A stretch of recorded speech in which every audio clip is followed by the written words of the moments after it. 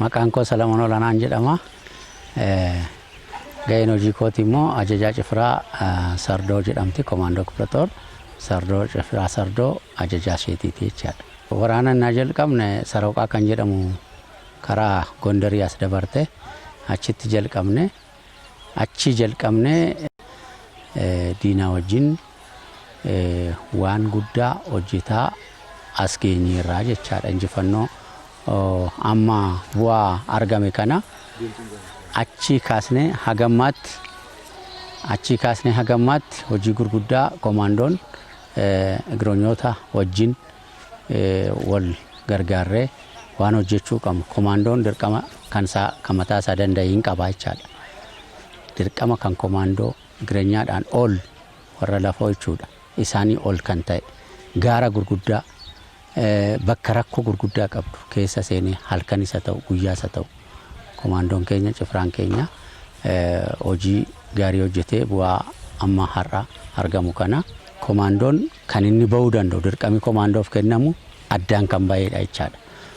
Kanaaf addaan baatee kana leenjiin kan inni fudhates immoo dirqama akkasii akka xumuru akka inni ba'u beekee duraaniyyuu dirqama gurguddaa akka isa quunnamu waan beekuuf barumsin leenjii kan inni fudhates kana waan ta'eef kutannoodhaan bakka of beekee dirqama kana irratti hojii cimaan naquunnama jedhee yoo naquunname immoo kutannoodhaan bakka haga lubbuu aarsaa kaffaluutti hojjetee as geenyeerra jechaadha. Kanaaf halkan isa ta'u guyyaa isa ta'u nan dadhabe nan beela'e nan dheebodhetuun jedhin hojii hojjetee as geenyeerra jechaadha. Adeemsa kana keessatti kan hin irraanfatamne tokko lamatu jira.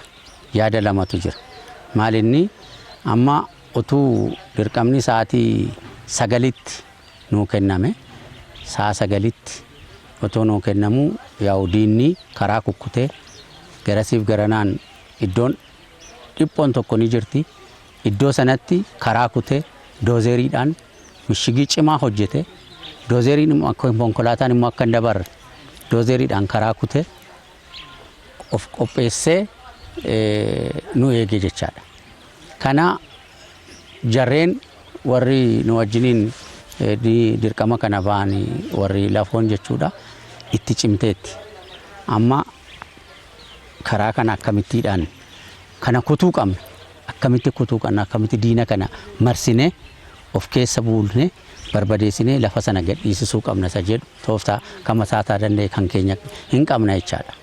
Achi tooftaa sanatti fayyadamne innaa bira geenyu yaa'u harkaan harka walitti aduun hin dhiite gaarri bu'aan baatiin baay'eetu jira iddoo ishee gaarri jira lagi jira gaarri gurguddee jira dhagaatu jira bosonatu jira qonxirii adda addaa keessatu jira. Adeemsaaf meeshaa gurguddaa kana baannee diishqaa baannee moorteera baannee keessa deemuudhaaf baay'ee rakkoo kun kutannoo barbaachisa.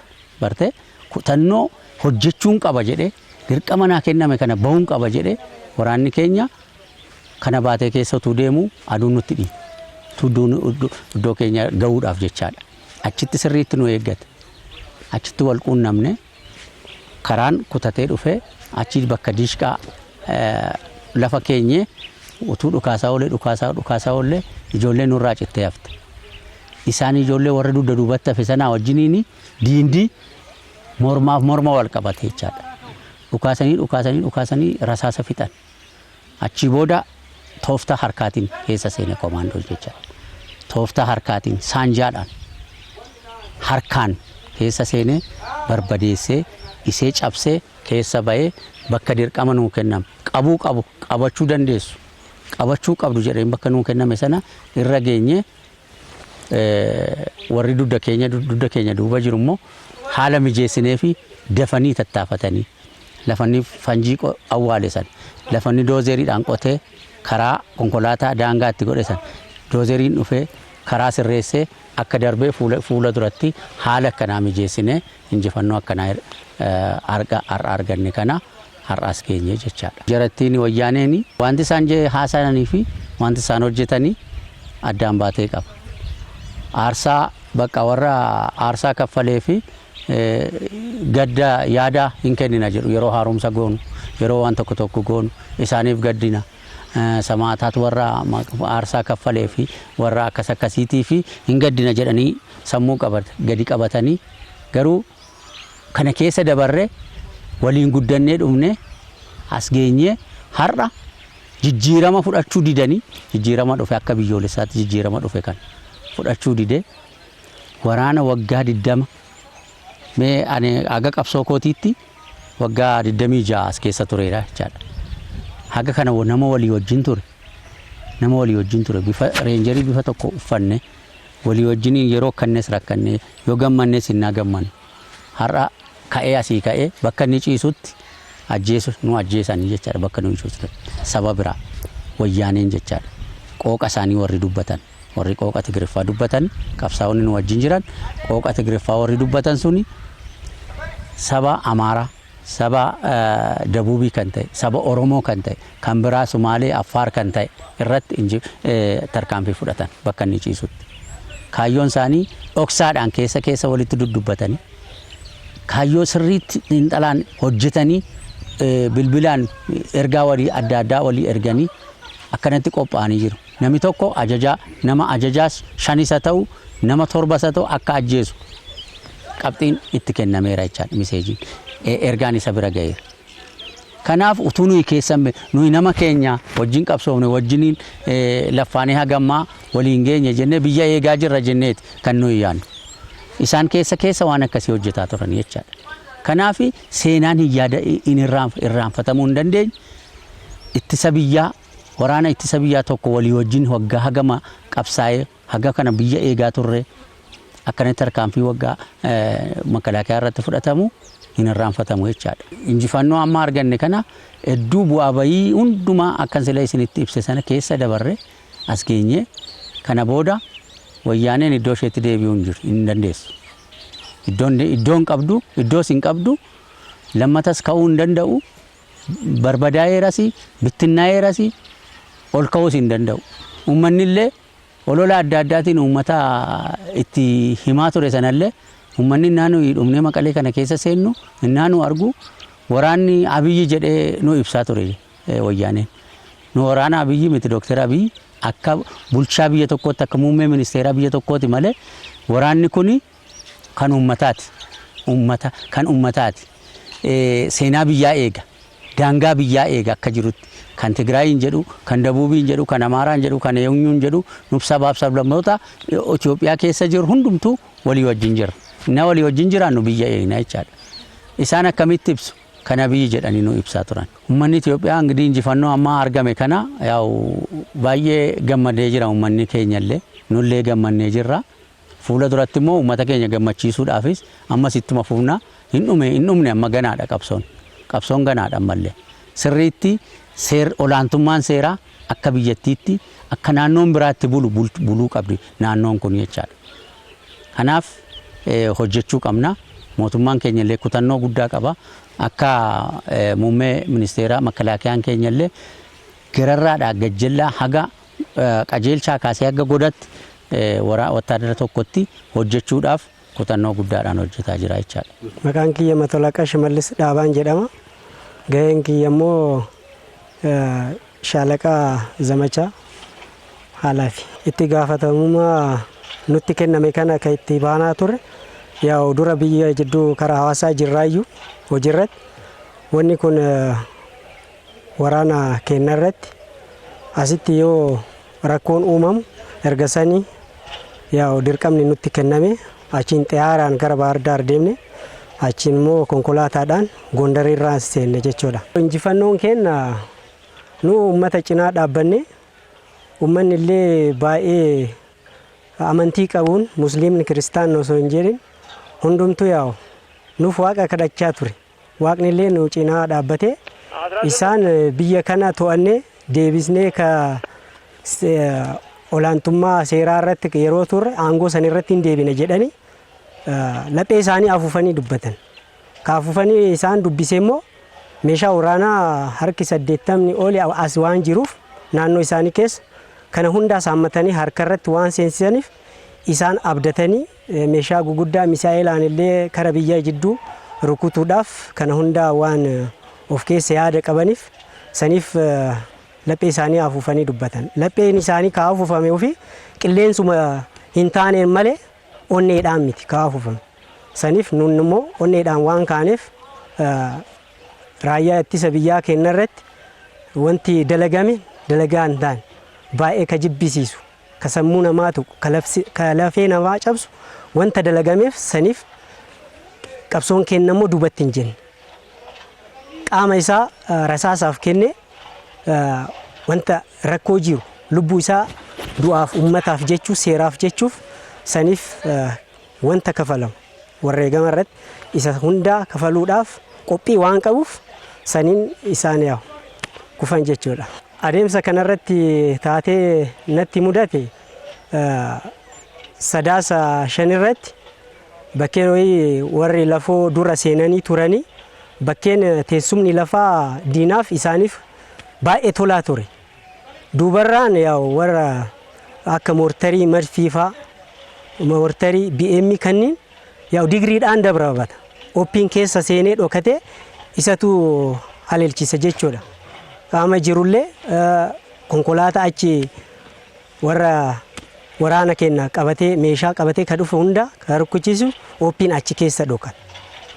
Fuullee immoo warri konkolaataan uffata sibiilaa uffatan taankiif kunniin akka wanni ABC ka jedhaniif feempeen kunniin dafanii seenanii fulduratti akka waraana san bakkee galchachiisan akka san hin goone immoo kenn taankiin isaanii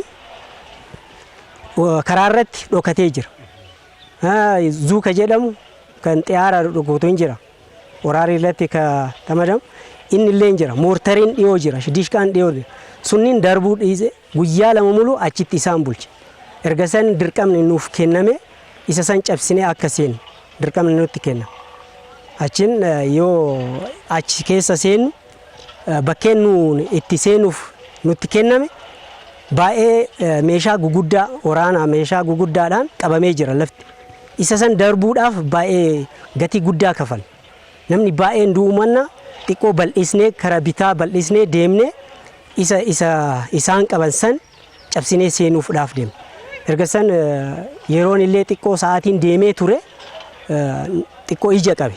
Erga ija qabe booda yoo deemtu halkan dukkana waan ta'eef hiriira keessa namni murama. Hiriira deemtu keessa namni xiqqoon keessa jidduudhaan murane ani duubarraa jiraayyuu erga san hiriirri wal hidhatee jira jedhee gaafannaan ijoolleen waliin dheene keessa muramee jira naan jedhan. Erga san yaa'u kun ka raadiyoonii kan qabsoo ittiin tajaajilam isaan dubbisee bakka jiranitti humni keenya bakka jirutti isaan gaafannaan baay'ee fagaatanii turan. Dukkana waan ta'eef karaan hin beekamu beektaa qileedha akkuma jiru. Isa san baanee osoo deemnu meeshaa waraanaa kilaashii 4 qofa qabna harkatti. Deemnee keenya ka jiru duubarratti nu dammoo deemnee maal goone isaan jidduu seenu. Osoo hin beekin isaan jidduu seenu. Dhukaasa isaanii dhagayaa turre. Numa cinaa jira. Achumatti bakka streetii isaanii taane yoo himu errara hin ta'u bakka ajajaan keenya yoo itti dafa deebi'aa dubatti yookaan achumatti nu eegaa nuun dhufnaanaan jedhe. Kallattii jiru itti hime. Achin haalli jiru achitti teennee osoo jirru hiriira sadiin diinni eda dura namni keenya humni keenya bakka jirutti diinni argee ture. Achitti isaan achi akka dhufanitti kan diinaa ibsaa akkanatti daqiiqaa 20 ka ta'u ibsaaf ture. Gamana koottaadha. Isaan akka nu jidduu san tabba san irratti baane tabba garaa irratti akka qabne hin beekan. Achi teennee ijoollee yaa'u waraanaaf akka nutti tolutti teechisee ture. Keenya akka dhufanitti haga dhufanitti. Osoo eegaa jiru hiriirri 2 bitaaf mirgaan nutti dhufe ka diinaa. Yoo dhufan achin ijoollee bakkuma qabaa waan tokko hin dhukaasina uf jedha haga ajaja isiniif kennuutti jedheen. Achin ijoolleen illee bakkuma qabdee achuma teesse. Bakka ciisichaa qabne. Bitaaf mirgaan nu dabaran. Xiqqoo haga meetira 5 ta'u erga nu dabaran hiriirri sadaffaan immoo nu jidduudhaan dhufe. Nu dhiitee ka deemu bakka nu argan kanaaf wanna jiru yaa'u lubbuu kee kennachuudhaaf mana qabsoo yoo seentu kaayyoon keetu lubbuu kee kafaluudha. San waan ta'eef yaa'u kafallaa waan jiru haga dandeenyu waraanuudhaaf. Bakka qabanne isaan yoo nutti dhufan yoosu ijoollee jalqabaa jedheen waraan hin jalqabani kilaashii 4 qofa qabna harkatti laal boombii hin qabnuuf ijoolleen istaafii keessa ka jiran ka boombii hidhatan ka raadiyoonii qaban hin jiran isaan boombii qaban isaan boombii isaanirraa fudhachaa ani raadiyoonii mucaan cinaa jirutti kennadhe boombii 2 harkatti qabadhe isa tokko hiikee buqqisee isa qalabati jedhu isa buqqisee tokko immoo sirreessee harkatti qabu. Dhukaasa isaan dhukaasaniif hin darbadhu. Isaan meeshaan afaan keenna beekanii 4 akka ta'e xiqqaa akka taane waan beekaniif achitti nu ukkuamsuuf yoo dafanii dhufan beekan dhaabbadhee yoosu boombii isaanitti darbadha. Bitaanillee yoo dhufan yoosu isaanitti mirgaanillee akkasitti darbachaa baay'ee isaan yaa'u akka humna dhaban goone. Ijoolleen illee baay'ee waraante tasa yaa'u qaama keenyatti himuudhaaf raadiyoonii tasa qabadhee himadhe. Amma dhukaasni bakkee lolli jiru nutu achi keessa jirra nurratti waraana bananii yoo ka dandeessanii gama keenya kottaa jedheen kallattii jiru. Isaanitti himee raadiyoonii kaayee boombii sirreessuudhaaf shiboo isa hunne jedhe isa sirreessuudhaaf qopheessuudhaaf osoo jedhu cinaa kiyya raadiyoonii dhagaanedha. Ana ukkaamsuudhaaf asuma cinaatti natti gaale. Cinaatti bosona keessaa ba'anii yoo hulluqanii nafti keenya natti ulfaate beektaa yoo akkana laalu nama lama qawwee qabatanii sagalee sodaachisaadhaan eenyu jennaan yoosu bakka rifatanii dhaabbatan natti ka dhufan dhiyaatanii haga meetira bakka haga asiif sittuu dhiyaat hin fagaanne dhiyoo kana jidduu walakkaa kana jira. Akkuma ka'een asumatti rakkote lamaan isaanitu asin rukute dafee isallee sakandii muraasa keessa dhufnaan yoosu lamaanuu hin garagalan. Dhukaasallee nutti hin banne ka jidduu nutti seenan suniin hin kufanii achiin yaa'u nafseen baay'eef galii irratti waan jiraniif baay'ee iyyaa turan isaan. Ka biraa immoo bitaa irratti yoosu nutti seenu. Isaanillee achumatti ijoolleen jim goote bakka xiyyitii hin fixinaa jedheen rasaasa jiru bakka hin fixinaa seeraan itti fayyadamaa jedheen. Wanti nu dhaqqabu hin jiru halkan kasan keessa qobaa jirra beektaa. Saniif isaan ammallee yoo gurmaa'anii nutti dhufan boombiidhaan akkasi goona. Erga san ijoolleen ammallee deebisee jidduudhaan waraana keessa xiyyitii hin fixinaa jennaan xiyyitiin nu harka dhumee jira naan jedhan ijoolleen. Ndaattam fixine ishi boombii qopheessaa jedhe. Boombiilleen dhumee jiran harka qullaadhaan. Achiin waan jiru isaan yoo keessa seenan meeshaa isaanii saammachuudha. Rasaasa san ka isaanii guttannee waraana itti fufuudha. Isa san yoo dhufan yoosu snaaperii tokko isaanirraa saamman. Kilaashillee ka qabatee dhufu yoosu sadafiidhaan meeshaa kilaashii sadafiidhaan garagalchine isaan gateetti morma isaanii dhofne hin kufanii yoo argasan xiyyitii argan rasaasa arganne waraana keenya itti fufne ergasanii xiqqoo ulfaataa dhufe. Warri duubarraan meeshaa dishqaafaa ka dhukaasaa turan yoosuu dhufaniin nu batte isaaniif dhaqqaban diina saniif isaaniif dhaqqaban isaan kenna bakkee biraa jira fagaate nurra hin dhaqqabne yoo akkas godhu maal godhu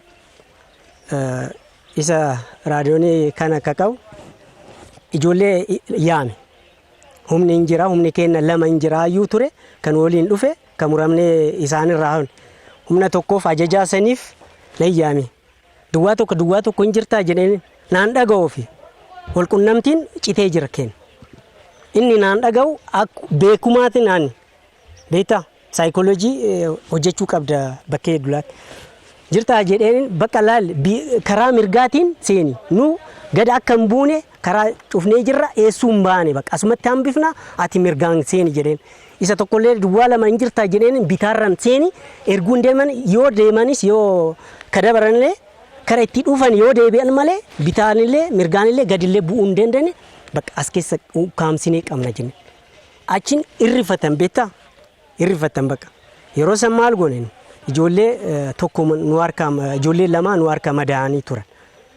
tokko harka irratti tokkotu baay'ee miidhame isa san akka ifaan lamaan saniin ka ijoollee nu harkaa madaa'an afuutti dabarsaa jedheeni suuta jenne duubatti baane erga san wal qunnamtii nu humna keenya waliin ajajaa keenya waliin wal argine erga san bakkee jirrutti milikeeta nutti kennanii rasaasa dhukaasaa saniin wal argine wannoo jen injifannoo kana yoo argannu gammachuu guddaatu nutti dhagama.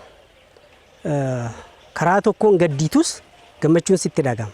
Gaddi kenna maalini raayyaa ittisa biyyaa kenna isaaniif jecha waggoottan 12 kadarbu ka caalu asitti ta'anii isaaniif tajaajilaa turan humnaanis wanta adda addaan qarshii isaaniitiin illee isa hunda ka godhan booda tarkaanfii isaan irratti fudhatameen baay'ee gaddine.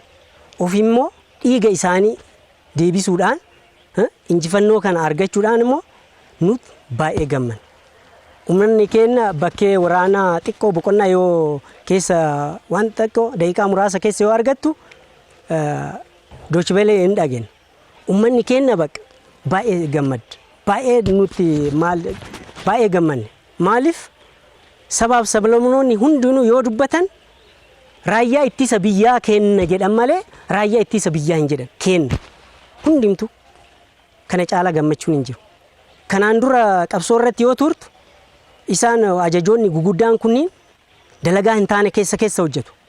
Isaan ka hojjetaniin uummanni keenya qabsoo keenya baay'een isaanii qabsoo kana hin jaalanne illee hin jiru ture. Yakka isaanii hojjetaniin beektaa nu wanna akkasanii hin dalagnu. Ergama ajajoota keenyaan ergamuun dalaga.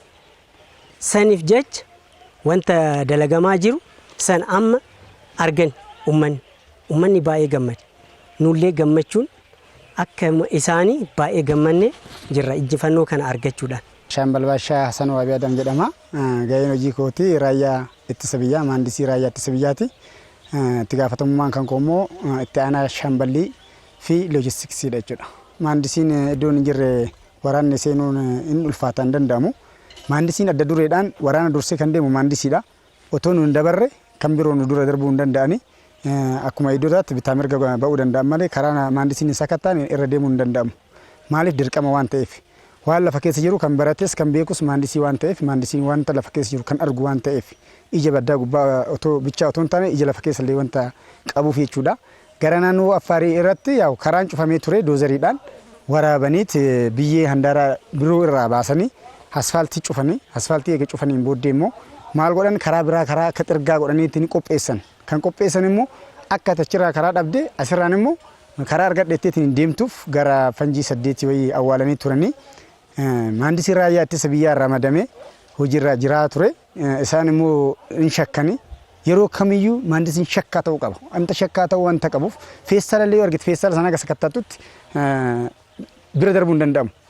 Maandisiin akkuma uumamaatti yeroo baratu yeroo bakka teessuma keetti illee sakattaateetti ni teessa jechuudha. Kanaafuu shakkanii karaa kana konkolaataan irra deemuu hin qabu. Karaan kun sakattamuu qaba jedhanii sakatta'ame innaa sakattamu immoo fanjiin 8 achirraa argame jechuudha. Ramaddii achirraa ramadameen maandisiin achi jiru walumaa galatti dhayneet baafnee fanjiin sunillee achirraan hin ba'e. Maandisiin akkuma walii galaatti nuti maandisiin raayyaa ittisa biyyaa ogummaa baay'eedhaan achirratti bobbaanee jechuudha. Yoo dildii kan muramu taate makiina dildiyaa fudhannee deemaa jirra. Yoo karaan kan cufamu taate doozarii warra hojjetu opereetar fudhannee deemaa jirra. Doozariin fakkeenyaaf achuma arganne doozariin kun ka suul konistirakshin kan jedhu kan mishigii qotaa ture. Doozarii mijaraa sana ijoolleen murtee kontaaktii godhanii kaasanii doozarii mijaraa sanii karaa xaraynee baafnee Affaarii fi Tigraay walitti dhiyeessine Affaar gargaarsa yookaan wanta otoo yaadamee re'ee makiinaadhaan fe'anii nu fidanii gargaarsa nu kennanii har'a Maqalee fi Affaar illee akka walitti dhufu taasiftee jirti jechuudha. Maandisiin raayyaa ittisa biyyaa hojii hojjetteen hojii qabsoo duuba dhufe illee maandisiin yoo har'a kifilaxooriin 24ffaan qabsoo seente maandisiin wajjin seenti. 12ffaan seentu maandisii wajjin seenti. 31ffaan seentu maandisii wajjin seenti. 33ffaan seentu maandisii wajjin seenti. Dirqama maandisiin qabsoo keessaaf illee irraaf illee hin qabdu. Maaliif maandisii malee darbuullee deemullee waan danda'amneef. So kana waan ta'eef maandisii yeroo ammaatti hojii gaarii hojjetaa jirti ammallee hin hojjenna. Maandisiin kun fanjiin kun akka maandisiitti gosa baay'eedha. Fakkeenyaaf amma ani kan ibsuu barbaadu gosa 2 jira. Gosa 2 gosa 3 jira. Gosti tokko kan makiinaatu jira kan konkolaataa jechuudha. gosti tokko kan namaatu jira. Kan makiinaa kana kan konkolaataa kana awwaalte kan namaa immoo akka nama balleessu utuu isa bira hin ga'iin akka nama balleessu kan namallee awwaaluu dandeetta. Kan manaa jira, kan karaa jira. Kana keessatti dursitee yaa'u amma yeroo ammaatti kan isaan itti fayyadamaa jiran baay'inaan akka gara gama Affaariirraa dhufe kanatti mishigii kana afaarratti kan namaatti fayyadamaa turan, kan konkolaataatti fayyadamaa turan. Kanarraa immoo kan konkolaataa kana baasuudhaaf kan nama baasuu qabda. Kan karaa iddoon inni immoo itti awwaalamu akkuma walii galaatti karbii kan jedhamu fakkeenyaaf karaa makiinaa karbii irratti marfata irratti tokkoon awwaalama. Lammata immoo karaa filannoo hin qabne gonkumaa. Asilleen qilee karaa baasuu hin dandeessu doozariin. Karaa ati doozariidhaan karaa baasuu hin dandeenye iddoo sanitti hin fayyadamu. Karaa kanatti fayyadamu jechuudha. Kanaafuu kana fakkaata. Fakkeenyaaf magneetaawi fanjii kan jedhamu jira. Bakka karaa ati barbaaddetti karaa makiinaati miti fuudheetiin duubaan sirratti laxxafuu danda'a konkolaataa kan keewwatu as deemtu. Magneetii qaba. Sa'aatiidhaan guutama. Sa'aatiidhaan guuttee fanjii san sa'aatii meeqa yookiin daqiiqaa meeqatti dhoowwuu akka danda'u sirraa fagaate anarraa ka'eetiin fanjiin kun karra gubbaatti dhoowwuu qaba yoo kan jedhu taate karra gubbaadhaa hanga asitti daqiiqaa qabadheetiin dhufa. Karra gubbaa hanga asii daqiiqaa kanaan naan ga'e jedheetiin tilmaama. Maaliin dhufa? Makiinaadhaan dhufa. Miila kootinii miti beekuu kan qabdati. Makiinaadhaan dhufeet hanga asii daqiiqaa kana natti fixeemi daqiiqaa kanatti fanjii kana guuta. Fuudheetiin makiinaa ati deemtu irratti laxxafa. Ati karra gubbaa yoo geette makiinaa kan kee irratti fanjiin sun dho'ee si gubuu danda'a jechuudha. Haala kanaan hojjetama. Itti aansuudhaan immoo teeknikoota baay'eetu jira. Fakkeenyaaf qumbullaan marfii kun jira. Qumbullaan marfii kana keessa isii kana qaawa qabdi. Keessi kana qotamee TNT kan jedhamu itti galchame, elektirikaawi siistem kan jedhamu itti galchame. Haada lama qaba. Asirrallee irraa murtee shiboo isiisan moobaayilii bakka ilkeen dhagaa galu san irra galchita. Galchitee maal goota? Moobaayilii sanitti dhagaa sanitti gaddeeftee cufta. Vaayibireetii gubbaa keetta. Fuuteetiin fuudhee makiinaa keettira siif yoo barbaade. San booddee yeroo ati deemtu siif hin dawwala. Masmara keessa jira moobaayilii sanirra. Yeroo hin dawwalu vaayibireetiidhaan elektirikii siistamiidhaan dhagaan sun ifa ibidda tufa. Yeroo san sitti dho'a. Inni illee akkasitti dho'uu danda'a jechuudha. Humnumtuu akkuma walii galaatti wantoonni haarawaa ta'es wantoonni maan yookaan immoo siistama elektirikiitiin haandi si irraa ciramee argitan tokko zum jettanii tokko hin qabdanidha. Yookiin immoo itti waa'ee kanaati irratti waa'ee siistama elektirikii irratti namoota beekumsa qabuun yoo kan jiraatu yoo kan beektan taate isaaniif dhaamsa gochuu dandeettan malee tuquun hin barbaachisudha. Yeroo ammaatti feessala gurraachaan hidhamee fanjiin akkuma reefsitti himetti moobaayilii keessa godhamee fanjii keessa godhamee feessalaan hidhanii achi karaa gubbaa kaa'uu danda'an. Karaa gubbaa fannisuu danda'an. Birrii doolaara gubbaa godhaniitti fanjii jala godhaniitti yeroo ati birrii san ol fuutu wal tuqqeetiin akkasitti godhu taasisuu danda'an. Maallaqaan jechuun namni waan shawadamu warqiidhaan birriidhaan wantoota adda addaatiin wanta qophaa'uuf kana of eeggannoon barbaachisaadha. Nuti akkuma waraanaatittu katti wanta baranneef maandisii waan argitan kaaftu. Birrillee argitan kaaftu haga sakattaatutti. Sila kana ta'eef yaa'u namoonni kenna kanallee irraa of eeggannoo barbaachisaadha moo yaatanyaa malee jechuun barbaada. Maqaan kiyya Geetahuun Alamaayoon jedhama. Ga'een hojii kooti jalqaba irratti yaa'u ajajaa cifiraa hordofuu yookiin eeguudhaan kan dirqama kanatti seene. Iyyeen egaa seenaa abbootiin keenya kanaan dura hojjetan yaa'u deebisnee lammaffaa irratti raawwachuu dandeenyeerra jechuudha. Maaliif ol kaan malee ol kaaniin fuudhan jedha Oromoon. Leenjii dudduuba irratti leenjii jajjabaa fudhanneerra. Agaazii kumaandoon kuni wanti warri boonetii diimaa kana uffatanii leenjii gurguddaa galaana keessa darbanii gaarri wanti kamillee isaan daangessuu hin danda'u. Yommuu sanatti yaa'u haalli teessumaa uummattoota Tigraay lafti isaallee baay'ee ulfaataadha. Meeshaalee dhiisiitii lafti isaallee baay'ee rakkisaadha. San darbuun illee waan takka. Sana keessatti waan baay'ee harka diinaati boojinee meeshaa gurguddaa gaarreen gurguddaa irraa kaasnee irraa fuunee jarreen lolaaf qindaa'an sana hunda duuba deebisnee mo'annee yaa'u Maqalee seenuu dandeenyeerra. Amma iddoo nuti itti argamnu iddoo aarsaa uummattoota Tigraayiitiif qophaa'e hawultii isaaniirra jira jechuudha. Gootuma qabna. Gootni uummata Tigraayiin qofa keessa miti ka ture. Oromoo keessa jira, Amaaraa keessa jira, Benshaangul Gumuz keessa jira. Uummattoota sabaaf sablammoota Itoophiyaa hundumaa keessa jira. Inna seenaa kana dabalchisnee argisiisuu dandeenyeerra jechuudha. Loltoota karaa seeraan alaa qindaa'an qaanessuu dandeenyeerra jechuudha. Injifannoon amma argame yaa'u tokkummaadhaan finneerra. Uummataaf kan hin dhaabu yaa'u tokkummaadhaan biyya kana gara badhaadhinaatti gara guddinaatti fiduu qabna gara harka namaa eegoo soontaan ofii keenya biyya biraallee gargaaruu aga dandeenyutti tokkummaan keenya akka kanaan dura sabaan wal qooduun nurraa hin barbaachisu jechuun barbaada jaalala biyyaa yoo ta'e immoo yaa'u afaaniin dubbachuurra baay'ee ulfaataadha jaalalli biyyaa akkasitti waan salphaatti waan ibsamu miti dhiiga kiyyaa yoon barreessee eeyyuu jaalala biyyaa xumuruu hin danda'u ana booddattis wanti waan barbaade yoo qonnamellee aga lubbuu kiyya aarsaa kafaluutti nan deema ስሜ ሻምበል ኤፍሬም ነገራ አፈታ እባላለሁ የልዩ ዘመቻ የሁለተኛ ብርጌድ የሁለተኛ ሻለቃ ዘመቻ ኃላፊ ነኝ ያው ቅጥል ስሟም ያው ሚግ ነው የምትባለው ሻለቃ ያው ከታህሳስ 24 ሁኔታው ከተፈጠረ ሰዓት ጀምሮ ያው አጋጣሚኛ አዘዞ ነው የነበርነው ከአዘዞ ያው በመነሳት ሌሊት ከሌሊቱ 6 ሰዓት ወደ ጎንደር መስመር ወደ ዳንሻ መስመር ተጉዘናል ከተጓዝንም በኋላ ያው አጋጣሚ ሶሮቃ የምትባል ቦታ ሳንደርስ ከኛ ጋር ነበሩ ጓዶች ያው የትግራይ ተወላጆች አጋጣሚ ግን የኛ አመራሮች ያው አንዳንድ ተሞክሮ ምናምን ስላላቸው ከኛ ጋር ያው ሊሄዱ የነበሩ ከኛ ጋር ሊሳተፉ የነበሩ ከላይ ያለው አመራር ብልጠትና ቴክኒክ እነዛ ሰዎችን ያው ወደ ኋላ አስቀርቶናል በጣም ነው እኛም ያን ነገር ሲያስተካክሉን አመራሮቻችን በጣም ነው ደስ ያለን ለምን ከኛ ጋር እንደዛ ሆኖ ከሄዱ ሌላ በሽታ ነው የሚፈጥሩብን የነበረው መንግስታችንም የኛ ያሉት አመራሮችም የነሱን ሴራ ምናምን በደንብ ስላወቀ ያው አክሽፎባቸዋል እኛም በጣም ነው ደስ ያለን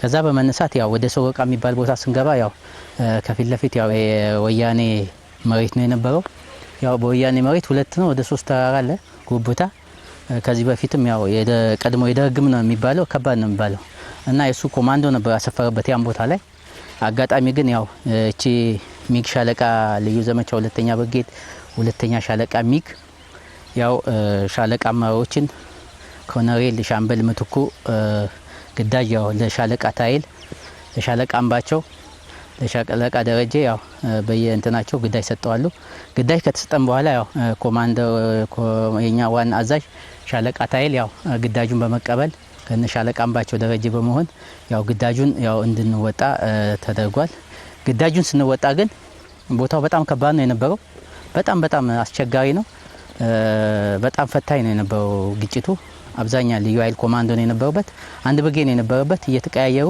ያው ተጨማሪ ሚሊሻም አለ በጣም ነው ቀን ሙሉ ወደ 8 ሰዓት ጀምሮ እስከ ምሽቱ 4 ሰዓት ነው ወደ ሁለት ምሽግ ያው አለ የሚባል ምሽግ ነው ያው ከባድ ምሽግ ነው በዛ ነው የሰበርነው እሱን ከሰበርንም በኋላ ያው እስከ ማታ ነው የሰበርነው ከመሸ በኋላ እኔ በነበራት ከኔ ጋር እንደ ሬጂመንቷም እንደ ሻምበሏም የነበርኩባት ሻምበል በጣም ጥሩ ስራና አስደናቂ በመስራት ያው ውጤታችንን አሳይተናል በተግባርም ከዛ በኋላ ያው ያን ቦታ ከተቆጣጠር ነው አካባቢው ትንሽ ያው ሜዳማ ነው ያው እንደምታየው ወያኔ በጣም የሚገርም ክፍል ነው እኔ ያው በልጅነቴ ነው እዚህ ቤት ውስጥ የገባሁት እዚህ ቤት ውስጥ ገብተን ያው ከነሱ ጋር ብዙ ጊዜ ወደ 10 ምናምን አመት እነሱ አካባቢ ነው የቆየ ነው ግን የተደረገው ነገር ግን በጣም አስቀያሚና ዘግናኝ ሰው በላ ናቸው ሰው በላ ለምን በተለይ ከነሱ ጋር ውሎ ከነሱ ጋር እነሱን ሲያጭድ ውሎ ማታ ላይ ሂዶ እንደዛ በማድረጋቸው የኔ ክፍልም አብዛኛው ወደዛ አካባቢ ነው የነበረችው ወደ ሽራሮ አካባቢ በጣም ነው አንዳንድ ነገር ስሰማም ባይኔም እያየው ስለየኩ ያው ከዛ ጀምሮ በቃ ሁኔታቸው በጣም ቆሻሻ ናቸው ግን ያው ትግራይ ህዝብ ማለት አትችልም ሁሉም ያው የጁንታና የወያኔ አሽከሮች አሉ ህዝቡ ሁሉም ችግርተኛ ማለት አይቻልም ችግርተኛው ግን ያው የሱ አጨብጫቢዎች አሉ እዛ አጨብጫቢዎች ናቸው ይሄን ነገር የሚያደርጉት ያው እነሱም ደግሞ ተመተዋል አሁን እንደምታየው ሁመራ ምትል ሽራሮ ሁሉን ያየን ነው ይመጣል ፈሪ ነው ቀዛናም ነው እንዳልነው አይደለም ያው የኛም ሰራዊት አለ ካጓራባችም አሉ የኛ መከላከያ አሪፍ ክፍሎች አሉ አሪፍ ተዋጊ ጦር ነው ያለን በጣም ደስ የሚል ድል ነው ያደረግን ያው በስራችን እየሰራን ከኛ ጋር ያሉ አመራሮችም ደግሞ ያንን እየተከተሉ ሲሰሩት የነበሩ እነ ጀነራል አበባው አሉ ትልቅ አመራሮች ከኛ ጋር የኛም ብርጌድ አመራር እነ ኮሎኔል ሻምበል ምትኩ እናምባቸው ቆንጆ ስራ ነው በቃ የተቀናጀን በመስራት ከጓራባች ካኛ ጋር ካሉት ጋር ጥሩ ስራ ይሰራል ያው ውጤታማ ሆነናል እስካሁን ድረስ ያው እንግዲህ ሁሉን ቦታ አይተናል እየዞርን ከሽሬ ያየን እዚህ ደርሰናል እና በጣም ደስ ነው ያለኝ በዚህ ድል ላይም ደግሞ መቀሌ ላይም ገብተን ያው አሁን አውልት አካባቢ ነው ተቆጣጣረን ያለን አውልት ላይም ስንገባ መቀሌ መጀመሪያ ስንገባ ላይ ምንም የለም ዝም ብሎ ነው በቃ የሚነዛው ውሸታም ሁላ ያው እንደልታሻው እንደለት ነው ወጋዱስ ከተት ነው። አሁን ግን የለም ምንም የለም። ግን አብዛኛው ህብረተሰቡ ያው አሁን ስራውን ጀምሮ መደበኛ ስራውን ጀምሯል። ከትላንት ጀምሮ እየተንቀሳቀሰ ነው። ኔትወርክም ባንክ ቤቱም ሁሉም ስራውን እየጀመረ ነው። አሁን የኛ መንግስት ያለው ቆንጆ ስራ አካሄድና በዚህ መሰረት በቃ ህዝባችንም በቃ እንደዚህ ነው መሆን እንጂ 27 አመት ሙሉ በቃ ጮቁኖ ነው የነበረው። አብዛኛ እነዚህ መናጤዎች ሰው በላ ናቸው፣ አውዲ ናቸው እንጂ እነዚህ ሰው አይደለም። ሌላ ግን እንደ መከላከያ ሰራዊት መከላከያ እውነቴን ነው የምልህ መከላከያ በመሆኔ ደስተኛ ነኝ። በጣም ደስተኛ ጀግና አንበሳ በቃ በጣም እኮራለሁ መከላከያ መሆኔን በጣም። ለምን ወንድ ነው በቃ አየ ነው የሚሉትን ስንትና ስንት 200 150 ሺህ የፈለገውን ሺህ ቢኖረው ረግጦት ጨፍልቆት ገብቷል። በቃ በራሳችን በብቃታችን በእኛ ክፍልም እንደ ክፍላችንም እንደ አህዷችንም ጥሩ ስራ ነው የነበረን። ከኛ በአመራር ያሉትም ከላይ ያሉት እነ ጀነራል ሹማ ብደታ አሉ በቃ ፋስት በቃ ተሞክሮ ያላቸው የማዋጋት እነ ብርሃኑ ጁላ በቃ የሚሰሩት ስራ እኔ በጣም ረክቻለሁ። እስከ ጠቅላይ ሚኒስትሩ ድረስ በቃ ኮርቻለሁ። ያለን አመራር ከቀጣይ መሄድ አለበት ካነ በዚህ ነው መሄድ አለበት። ምን አንዳንድ አስጠሊታ ነገር ያው ልብስ አስወልቆ እጅና እግር አስሮ አይን ላይ በርበሬ ምናምን ጨምሮ የመግደል የማሰቃየ ገሏቸው ምናምን እንትን የማለት ሴቶችን ደግሞ ያልሆነ ይሄ ጡታቸውን የመቁረጥ እንደዚህ ዘግናኝ ስራ ስለሰሩ እኔ በቃ እንጃ ምን አይነት ሰዎች እነዚህ ሰው ሳይሆኑ ሰው በላ ናቸው። ስለዚህ በጣም ነው ይሄማ በጣም እኔ ልንገር አሁንም ነገም ከነጎዲያም ለእንደዚህ አይነት ሰው ነገም አንተኛም እንደ መከላከያም ግን ነገም ከነጎዲያም የማንኛውም ሀገር ይምጣ ዝግጁ ነን። ብቃት ያለው ሰራዊት አለን። ብቃት ያለው አመራር አለን።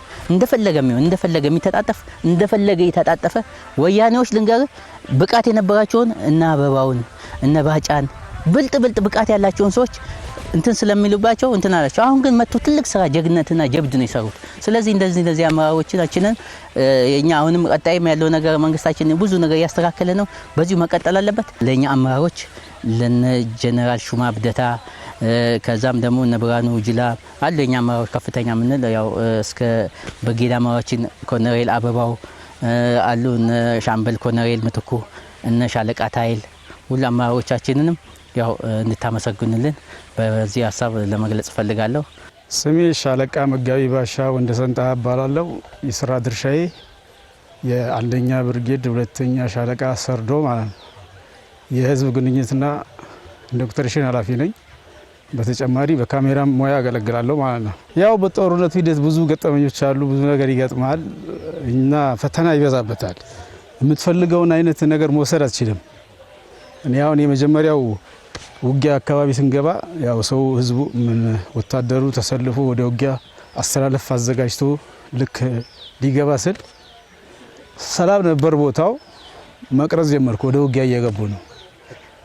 እዛው እየወሰርኩ ያው የተወሰነ አብሬ ሞራልም አለ ትገባለ። እነሱ ከፊት አልፈው ነው ወደ ኋላ ቀረውና ሌላው ሹት ለመወሰድ ስል 1-2 ቢኤም ይለቀቃል። በቃ ካሜራዋ የለችም እኔም የለውም። በስንት ፍለጋ ካሜራዋን አገኘዋት። እንደምንም ተስቤ ወሰርኳት። ጣጣ ከመታበጣብኝ ብዬ ያው ስጅ ለምን አልዋጋም ብዬ ወደ ፊት ቀጠልኩ ማለት ነው። እሷንም ማስቀመጫት ትጥቅ አስረ ነበር። በቃ ትጥቅ ይዣለሁ። ያው እሷ ነው ወደ ካሜራውን ጥለ ወርቃ ቀጥታ ተሰልፌ ከነሱ ጋር መግባት ጀመርኩ። አሁን ካሜራን ያስጣለችኝ ቦታ ወደ አዲነ ብሪት መግቢያ አካባቢ እዛች ጋ ነው። በቃ እስከዛ ቦራል ነበረ። ካሜራን ስታስጥለኝ ቦታዋ ተስፋ አስቆረጠችኝ እና ያ ቦታ ደግሞ በደርግም እዛ ቦታ ላይ ውጊያ ያደረጉበት ቦታ ነው እና እነሱም ያኔ ደርግ ጊዜ ሲዋጉ የነበሩት ቦታ መርጦ ነው ያዙት። ከዛ በኋላ እዛች ቦታ ነው ትንሽ ፈተና የበዛበት ያው እጅ በእጅ ጨበጣ የገባንበት ቦታ ማለት ነው። ከዛ በኋላ ውቅሮ አካባቢ በዛ አካባቢ ነው ከበድ ያለን። መቀሌ ምንም ነገር የለም። እነሱ እንዳያወሩት አይደለም ሰተት ብለን የገባ ነው። አሁን እዚሽ ጋር ነው ካሜራዬን ያስታወስኳት። ካሜራዬን ያስኩና እዚህ የታገቱ ሰዎች አሉ ድረሱ ሲባል እሷን እጄ ሄድኩኝ። ስራ ገና መጀመሪያው ነው። መቀሌ አንድ ብላ እንደገባን ያው ህዝቡ እዛ የታገተው ወደ 850 አካባቢ የተጠጋ ሴቶች ብቻ ናቸው ኮሌጅ ውስጥ የነበሩት እና እዛ ጋር ከመግቢያው ጀምሮ መቅረስ ስንጀምር ገና እኛን ሲያዩን የህዝቡ በቃ የደስታ ነገር እንዴት ብዬ ለመግለጽ በጣም ያስቸግራል። እኛን ሲያዩ በቃ ከመስኮቱ ላይ በቃ እየጨፈሩ እየዘለሉ እየተንከባለሉ ነው ወደኛ የመጡት። ለወራት በቀን ሁለት ዳቦ እየተሰጣቸው ሲሰቃዩ የነበሩ ዛሬ ነገ ሞትን እያሉ አጋጣሚኛ ስንደርስላቸው በቃ እንጃ ደስታቸው መቆጣጠር አልቻሉም። ካሜራዬንም መቅረጽ አልቻልኩም። እየመጡ ጥምጥም ሲሉ በግሪል ሲወርቁ በቃ ደስታው እና የተወሰነ ነው እዛም ቦታ የሰራሁት። ያው ራሳችን መቆጣጠር አልቻልንም። የህዝቡን የሴቶችን ሁኔታ ስታይ በጣም ያሳዝናል እና እንደዚህ የነበረ ሁኔታ በወቅቱ